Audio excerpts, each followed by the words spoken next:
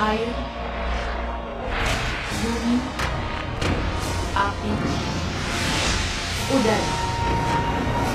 Zaman dulu semua negara hidup dalam perdamaian. Kemudian semua berubah saat negara api menyerang. Hanya Avatar, ketua dari keempat elemen yang dapat menghentikannya. Tapi saat dunia membutuhkannya, dia menghilang. Beratus tahun kemudian, aku dan kakakku menemukan Avatar yang baru. Dengan elemen udaranya yang bernama Aang. Walau kemampuannya luar biasa, dia masih harus belajar sebelum bisa menolong siapapun.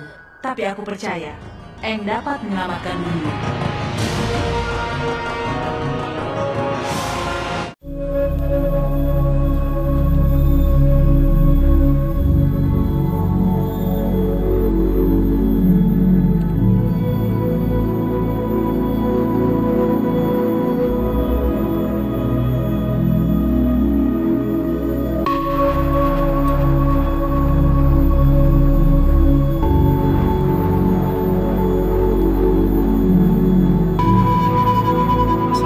Warahmatullahi wabarakatuh. Kembali lagi di channel kami, Warsito Misteri, channel yang membahas tentang sejarah dan misteri yang ada di sekitar kita. Di kesempatan kali ini kita akan membahas tentang pesugihan punden pondok ya teman-teman. Mitos dari pesugihan pondok ini dulunya adalah tempat di mana Pangeran Samudro beristirahat atau tempat pelerenan ya. Di salah satunya di tanda batu ini ya, batu ini. Kalau pengen teman-teman tahu apa hubungannya dengan Pangeran Samudro, di sini tempat pelerenan. Nah, kalau teman-teman penasaran di mana lokasi ini sebenarnya, itu saya tunjukkan teman-teman. Nah, itu adalah Gunung Kemungkus ya, yang itu. Nah, saya tunjuk itu. Nah, itu Gunung Kemungkus. Nah, di lokasi sini ini adalah tempat pelerenan dari Pangeran Samudro, teman-teman. Tempat peristirahatan. Kita sudah bersama Mbah Joyo. Coba bisa dijelaskan Mbah Joyo. Ya, assalamualaikum warahmatullahi wabarakatuh. Saya ingin menjelaskan sedikit tentang kronologi tentang Pangeran Samudro.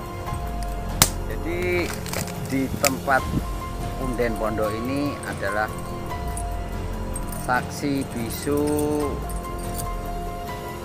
tempat peristirahatan dia sewaktu perjalanan. Jadi dia itu dari Demak berjalan terus sampai ke punden pondok ini. Tadinya sebelumnya di sini itu beristirahat di daerah Pencu. Itu ya seperti gunung. Sampai sekarang itu nggak ada pohon-pohon, nggak ada pohon satu pun nggak tumbuh.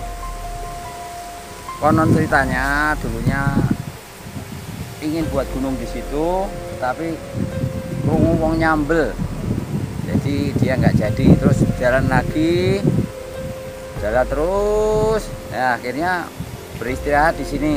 Ya dinamakan punden pondok ini. Tadinya ada pohonnya besar sekali di sini, cuman setelahnya waktu jadi pohon besar tersebut tumbang. Jadi ini satu-satunya buat tempat peristirahatan dia sewaktu dia berjalan. Terus jalan lagi, terus ke utara, itu yang namanya Pendem, desa Pendem, di Salahan itu. Yang namakan di Salahan itu, di sana ada makamnya. Tadinya masih sangat dipercaya dengan masyarakat setempat. Bila mana ada mantenan atau apa, itu masih buat muter-muter, itu pengantinnya masih buat muter-muter. Jadi tadinya masih dipercaya dengan itu. Terus dia berjalan terus sampai Barong, terus muter-muter, dia kebingungan mencari tempat peristirahatan lagi. terus lalu sampai di Gunung Kemukus. Di Gunung Kemukus terus beristirahat lagi di situ sampai lama kelamaan dia jadi betah di situ sampai menemui akhir hayatnya. Jadi kayak dulunya itu belum ada kendaraan, belum ada apa, bisanya jalan kaki. Jadi di sini ini dulunya masih hutan belantara, kawan-kawan. Saya ingin memberitahu tentang perjalanan dulunya Pangeran Samudro. Nanti perjalanannya Pak ya. Nah, mitos dari ini sendiri masyarakat tentang punden ini Pak.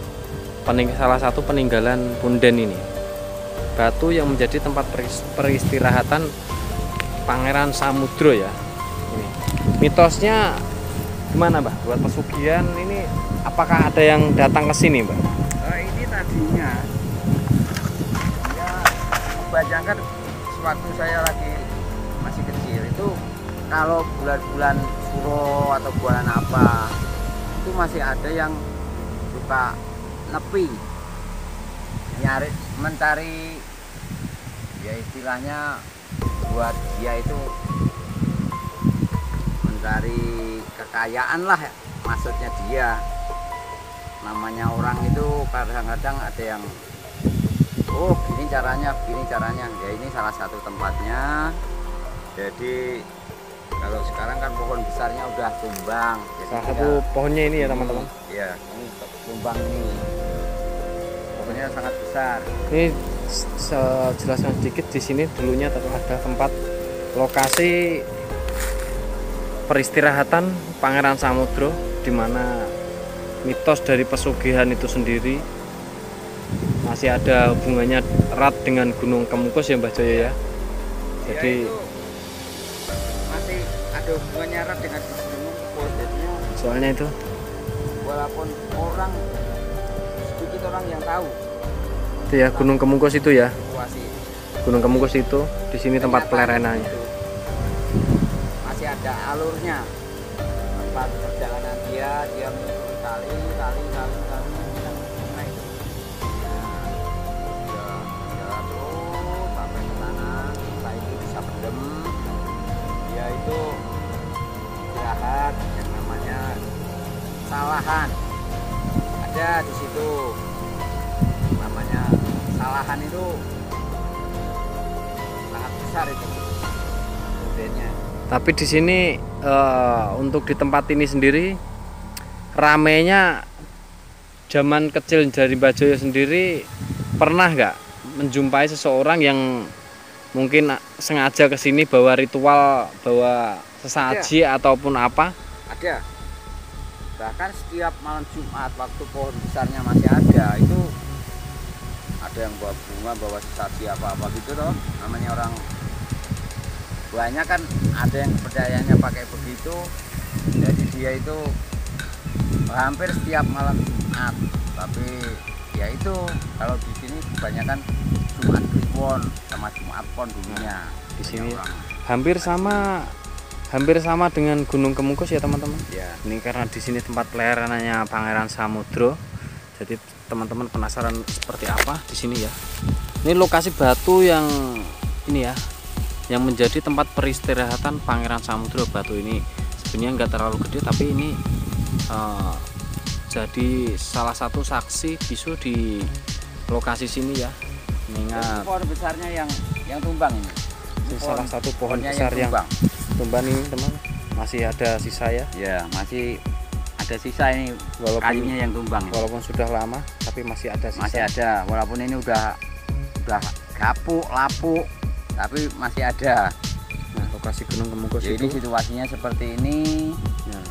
Jadi dulunya, wah, memang tempat di sini agak menyeramkan bagi orang-orang yang berbuat aneh-aneh pada nggak berani. Oke teman-teman, di video kali ini cukup sekian ya teman-teman.